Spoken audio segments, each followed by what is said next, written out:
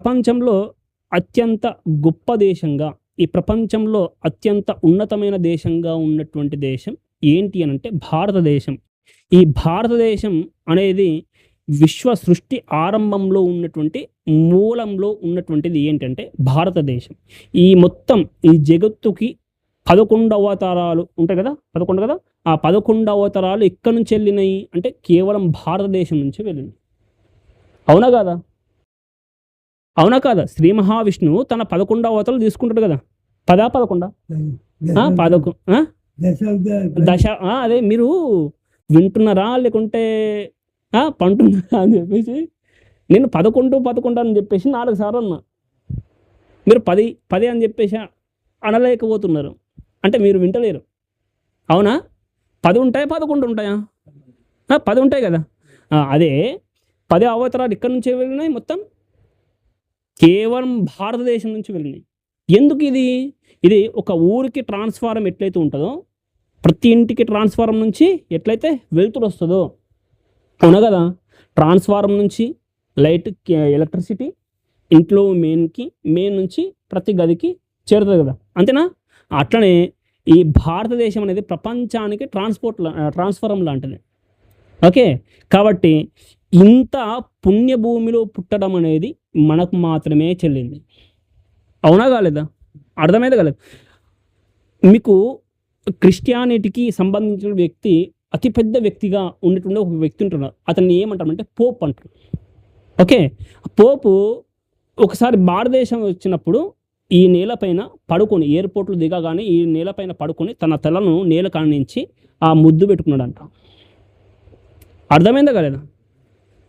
అర్థమైందా కాలేదా? ఒక వేరే మతానికి చెందిన వ్యక్తి తన తల వినిపిస్తలేదా? వినిపిస్తుంది కదా! వేరే మతానికి చెందినటువంటి ఒక వ్యక్తి తన తలను నేల కానించి మొక్కి ఈ నేలకు వచ్చాడట. ఈ నేల పుణ్యభూమి అని చెప్పేసి అన్నాడట. కాబట్టి ఈ నేల అంత గొప్పది అని చెప్పేసి చెప్పడానికి ఎంత చెప్పినా తక్కువే.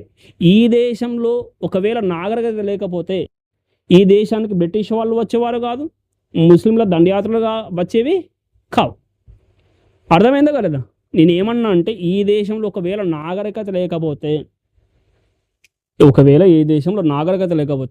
ఈ దేశంలో దండయాత్రలు జరిగేవి కావు. ఈ ప్రపంచంలో ఏ దేశమైతే ఒక మాట పూర్వకంగా చెప్పాలంటే ఏ దేశమైతే వేరే దేశం పైన సొంతంగా దాడి చేయడానికి వెళ్ళలేకుండా ఉన్నది అంటే వెళ్ళలేదు అని చెప్పేసి అంటే ఈ ప్రపంచంలో తక్కువ 2000 సంవత్సరాల నుంచి ఏ దేశం పైన భారతదేశం స్వయంగా దాడి చేయలేదు. కాబట్టి ఈ మన దేశం చాలా సౌభాగ్యవంతమైన దేశం. ప్రపంచంలో బ్రిటిష్ వాళ్ళు అనేక దేశాల్లో ఆక్రమించుకున్నారు. కాబట్టి వాళ్ళ దేశాన్ని ఏమంటామంటే వాళ్ళ రవి అస్తమించని దేశం అని చెప్పేసి భావిస్తారన్నమాట. బాబు, రవి అస్తమించిన దేశం అంటే సూర్యుడు అస్తమించిన దేశం అంటే ఏ దేశంలోనే సూర్యుడు ఒక సమయానికి అస్తమిస్తాడు కదా! కానీ వాళ్ళ బ్రిటన్ దేశానికి ఏమంటారట? రవి అస్తమించిన దేశం. బ్రిటన్ ఎంత ఉంటుంది? చాలా చిన్న పటం. ఒకవేళ ప్రపంచ పటం చూస్తే చాలా చిన్న భాగం, చిన్నది ఐలాండ్. అది ఒక ద్వీపం. ద్వీపఖండం కాదు, ద్వీపం. ఎంత చిన్నగా ఉంటుందో అంత చిన్నగా ఉంటుంది. ఆ ద్వీపం నుంచే ఆ దేశానికి ఏమని పేరు వచ్చిందట? రవి అస్తమించిన దేశం అని పేరు వచ్చిందట. ఈ దేశం నుంచి అనేక నౌకలు అంటే తెలుసు కదా, షిప్స్.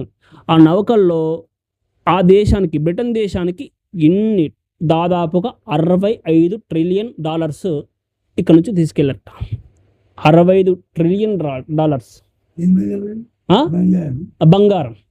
బంగారం. ఓకే. అది ఈనాటి కరెన్సీకి మార్చేస్తే బ్రిటన్లో పౌండ్ అని చెప్పేసి పిలుస్తారట. ఆ పౌండ్ అనేటువంటి కరెన్సీ ₹50. దాన్ని లండన్ నగరంలో లండన్ నగరంలో ఎన్ని రోడ్లు ఉంటాయో అన్ని రోడ్ల పైన ఇట్లా పరుస్తూ పోతుంటే 3 వరుసలో పరవచ్చన్నట్టు. అంత డబ్బు ఇక్కడ నుంచి వెళ్ళింది. అలాగే ఈ దేశం నుంచి మొఘలాయులు అలాగే రకరకాల వేరే మతాల వాళ్ళు ఉన్నారు కదా, ఈ ముగలాయిలు, తురుష్కులు ఇలాంటి దేశాల వాళ్ళు ఉన్నారు కదా.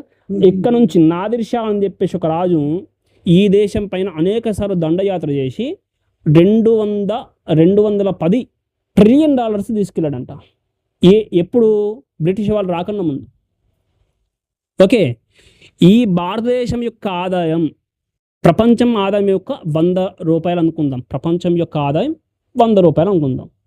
బ్రిటిష్ వాళ్ళు, ముస్లిం రాజులు రాకన్నా ముందు ఈ ప్రపంచం యొక్క ఆదాయం తక్కువ భారతదేశం నుంచి 25 రూపీస్. ప్రపంచం మొత్తంలో చూస్తే 100 రూపాయల ఆదాయం అనుకుంటే దాంట్లో ఒకే ఒక దేశం నుంచి, ఏ దేశం అది? భారతదేశం నుంచి ఎంత? 25 రూపాయలు. మిగిలిన దేశాలు మొత్తం కలిపి 75 రూపాయలు. అర్థమైందా? కాబట్టి ఈ దేశం నుంచి ఎంత బంగారం వెళ్ళిపోయింది, ఈ దేశం నుంచి ఎంత సంపద వెళ్ళిపోయింది అని చెప్పేసి మీరు అర్థం చేసుకోవాలి. అర్థమైంది అనుకుంటున్నాను. కాబట్టి ఈ దేశం అనేది చాలా గొప్పది. ప్రపంచంలో అనేక దేశాల్లో, ఆఫ్రికన్ దేశాల్లో ఎంతో బీభత్సమైనటువంటి పేదరికం ఉన్నది. ఆఫ్రికా దేశాల్లో ఇంకా ఈనాటికి కూడా ఎంతో పేదరికం ఉన్నది. ఇప్పటికి కూడా అక్కడ ఒక పూటకు తిండి లేనటువంటి వాళ్ళు ఉన్నారు. కానీ ఇప్పుడు వాళ్ళ దేశానికి వెళ్ళి వాళ్ళ దేశాన్ని బాగుపరచాలా, మన దేశానికి వచ్చి మన దేశాన్ని బాగుపరచాలా? మీకు అడుగుతున్నాను, నేను చెప్తున్నా. మన దేశానికి వచ్చి బాగుపరచాలా, వాళ్ళ దేశాలకు వెళ్ళి బాగుపరచాలా? బ్రిటిష్ వాళ్ళు ఏం చెప్పారంటే వైట్ మ్యాన్ బర్డెన్ అని చెప్పేసి ఒక పాలసీ అన్నట్టు. వైట్ మ్యాన్ బర్డెన్ అంటే తెల్ల జాతుల యొక్క బాధ్యత అని పేరుతో ఈ దేశంలో నాగరికత లేదు, ఈ దేశంలో మంచి వ్యవస్థ లేదు, ఏ దేశంలో ఒక ఇది లేదు అని చెప్పేసి ఈ దేశానికి వచ్చి మేము బాగుపరిచాం, రైళ్లు తీసుకొచ్చాం, హాస్పిటల్స్ తీసుకొచ్చాం, సంస్కృతి తీసుకొచ్చాం, విద్యను తీసుకొచ్చాం అని చెప్పేసి అన్నారు. ఓకే, మీరు వింటారు, మీకు తెలుసు. అవునా?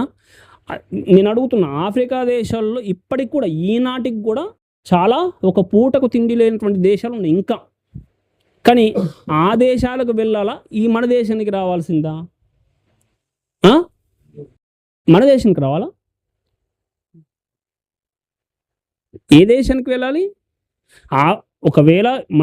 ఒకవేళ వాళ్ళ బాధ్యత ఏంటిది? దేశాలను బాగుపరచడం అనుకుంటే ఆఫ్రికా దేశాల్లో ఈనాటి కూడా తిండి లేదు కదా, అక్కడికి వెళ్ళి బాగుపరచాలి. కానీ ఇక్కడికి వచ్చి బాగుపరచడం ఏంటి? అవునా? కాబట్టి అక్కడికి వెళ్ళి బాగుపరచాలి. కానీ వాళ్ళు అక్కడికి ఎందుకు వెళ్ళలేదు? ఎందుకు వెళ్ళలేదంటే వాళ్ళ దగ్గర సంపద లేదు. అంత ఎడారి. ఆఫ్రికా ఖండంలో ఎక్కువ శాతం ఎడారి ఉంటుంది అన్నట్టు. కాబట్టి అక్కడికి వెళ్ళలేదు. ఇక్కడ సంపద ఉంది, ఇక్కడ చాలా గొప్ప విశేషాలు ఉన్నాయి, గొప్ప విద్వత్తు ఉన్నది. కాబట్టి ఈ దేశానికి వచ్చి మొత్తం ఈ దేశం యొక్క సంపదను దోచుకెళ్ళడానికి ప్రయత్నం చేశారు, తీసుకెళ్ళారు కూడా. అవునా?